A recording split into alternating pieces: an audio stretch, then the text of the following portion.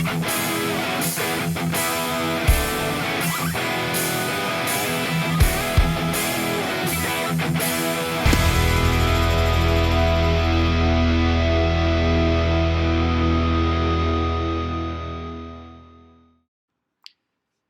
everybody, welcome back. We're going to do a short video just to elaborate a little bit more on one of the topics we spoke about in the comment section on the video that I've given you a link in the comment section or in the description down below. It's called the G25 660 versus the S200 SXE and EFR. So we compared the turbochargers, the G25 660, the S200 SXE, and some of the EFR range, the 7163 and the 7670. And we went into the compressor maps very briefly. Around about 7 minutes 9 seconds on that video, I did mention that I was going to go into the real basics, the obvious features, the basic features that stand out to someone looking at a compressor map. And I didn't go into too much detail. I didn't go into delve into the high-end technical aspects of the compressor map. What I basically did was I just wanted to show things that stand out when someone looks at two different compressor maps on turbochargers that operate in the same horsepower airflow family or claimed horsepower airflow family size. So you can get an idea of the specifications of those compressor maps and specific turbochargers and their flow and behavioral characteristics before you make a choice without having to do any formulas, calculations, or using MatchBot or any of the other online compressor plotting tools. We had a couple of comments from one of our subscribers, B. Burke, and the first comment he said was, or he made was, the difference between 74% and 79% efficiency is massive for a compressor. It seems very misleading to compare the point where the two turbochargers reach peak efficiency if one is so much less efficient at its peak. Would you recommend running those EFRs beyond or below their 58% efficiency mark? And the other question was, can you please explain why Garrett maps end below a certain efficiency and Borg maps just have a line falling away? Right, so let's go over the first obvious question, or the first part of his question was the difference between 74 and 79% efficiency is massive for a compressor. So the first thing I want to show you, this is a EFR 7670 compressor map. I'm going to answer two of the questions just by looking at this specific compressor map. Number one, the lines that fall away do not form part of the compressor map. Those are your speed lines. If you have a look there, 103,000 RPM, that indicates that line over there is where that turbocharger, obviously you can ignore this section over here because this is past the choke limit. This part of the compressor there is the choke limit. This is the surge limit. So when your turbocharger operates left-hand side to this line over here, that is where you hear that chirping sound, which basically indicates or indicative of your surge.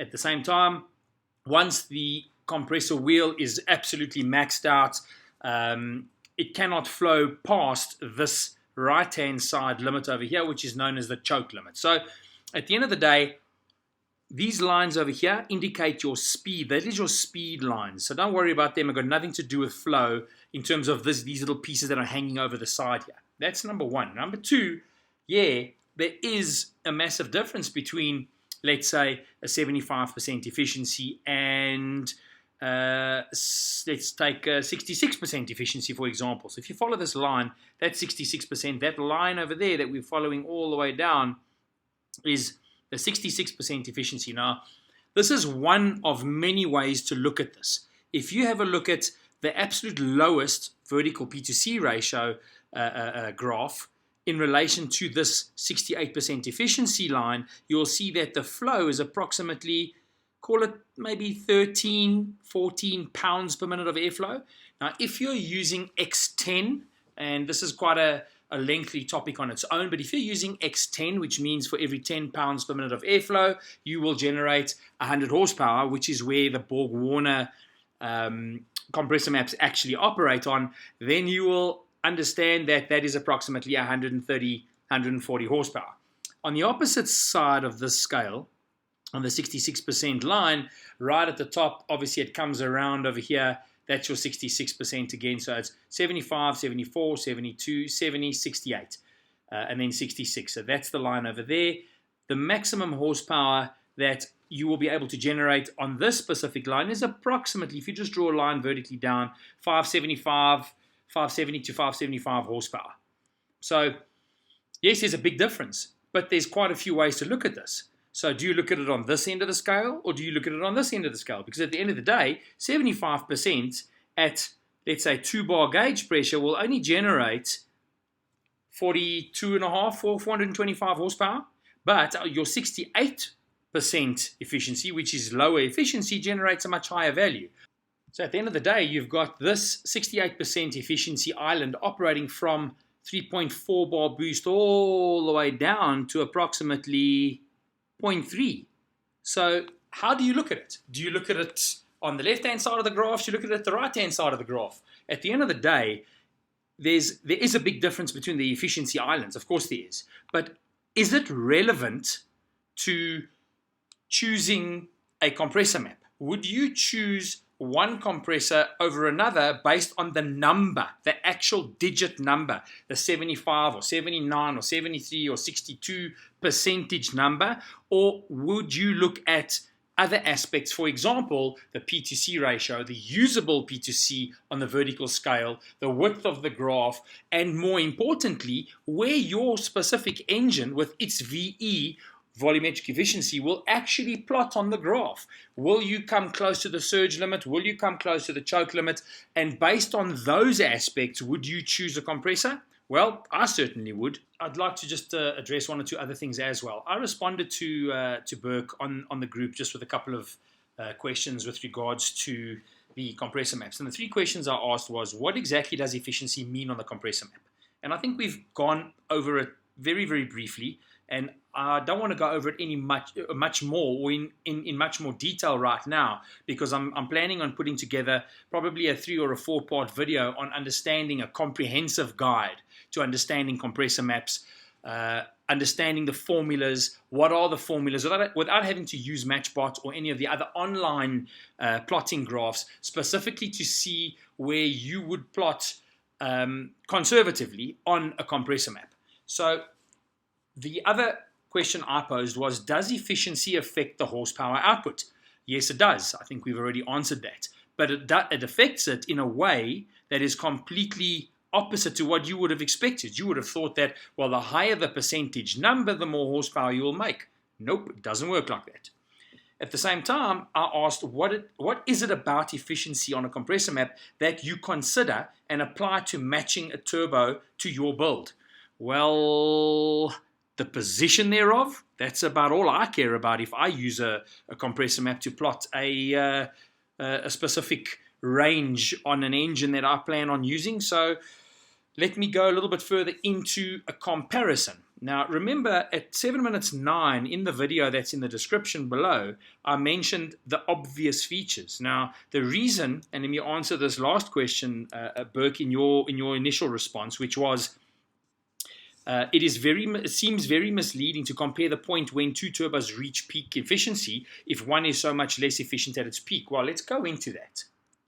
Let's look at this in a little bit more detail and use the plots that I've gone and done for the 2J. So with this specific compressor on the G3660, I'm just going to zoom in a little bit more and then just come down to your vertical axis. So we're looking at about 520 horsepower running on that line over there, which is, let's work it out. So it's 79, 78, 77, 76, 75% efficiency. Between 75 and 74% efficiency, making 520 horsepower. And let's compare this to the Borg Warner. Right, here's the Borg Warner. We are sitting at exactly the same horsepower. Remember, these are the specifications of the engine. So the flow rates in pounds per minute of airflow are what the engine can consume, and they are identical on both the compressor maps. So at this specific point, we are running at approximately 66, between 65 and 66 percent efficiency, but we're making the same horsepower. And we've got quite a bit more to go before we reach the end of this compressor map and start going into the choke. But have a look at the RPM. This specific compressor runs at 66 between 66 and 65, call it 66 and 64% efficiency at 97,000 RPM. At 1.5 bar gauge pressure, this specific compressor operates at 170,000 RPM. Guys, that's almost double. And by the way, the RPM limit on these bearing cartridges that are used, this specific size, 8mm cartridge that Garrett are using, is 180,000 RPM. So you can imagine that when you start running 2-bar upwards in this area here, you're going to start seeing very, very close to the maximum rotational speed of the ball bearing cartridge. At the end of the day, these actual figures might show that they are higher and more efficient. However, the Borg-Warner operates at a substantially lower rotational speed to make its power. And that's why the Borg-Warner has got such a high, or a much higher and wider and longer usable power range than what the Garrett unit does. What I refer to here is, let's see where this compressor gets into its maximum efficiency. Where it gets into its maximum flow, not its maximum efficiency. So, it's a 650 horsepower capable turbocharger, and it operates around about there. You're looking at about 2.1 to 2.2 bar boost, and you'll start seeing maximum horsepower. But you'll start getting there probably from about 1.8. You're already above 600 horsepower. 2 bar, you're climbing. 2.2 bar, you're coming up to the maximum. 2.4 bar, you're at the maximum. 2.6 bar, you start coming down to about 630 horse. 2.8 bar, you're probably 620. 3 bar boost, you're still above 600 if you draw a line straight down. And then you only get to 600 horsepower at 3.2 bar boost. Look how wide 3.2 bar is. You can generate from 350 horsepower all the way up to 600. There's 250 horsepower of usable area. Forget about the number of the efficiency. Look how wide the compressor map is. It is a lot more usable, and look at the height. It is so much more usable in terms of a compressor compared to the Garrett. The G3660, when you start getting to 2 bar boost, anything above 2 bar, so 2.2, you've lost horsepower. You're under 600. Let me just zoom out. You're under the 60 pound per minute of airflow. At 2.5 bar boost, you're not even at, you're at 560. You're just above 550 horsepower. I mean, and that's about the end of it. You can't go anywhere higher than that. The map just starts running out, both on the choke and the surge. They both start approaching each other from left to right and right to left. So, that's a little bit more about these compressor maps. I don't want to go into too much more detail, but what I can say is, you did mention, Burke, that your intercooler starts to heat soak. Now, I find that hard to understand, and I don't believe it's directly related specifically or categorically to the use of the turbocharger or the turbocharger's efficiency, and I'll tell you why. When there's a car moving through air and you're starting to heat soak, you're obviously going to feel the following. If you are operating on the right-hand side of a compressor map past the choke limit, you will not be generating horsepower. The car will be an absolute slouch.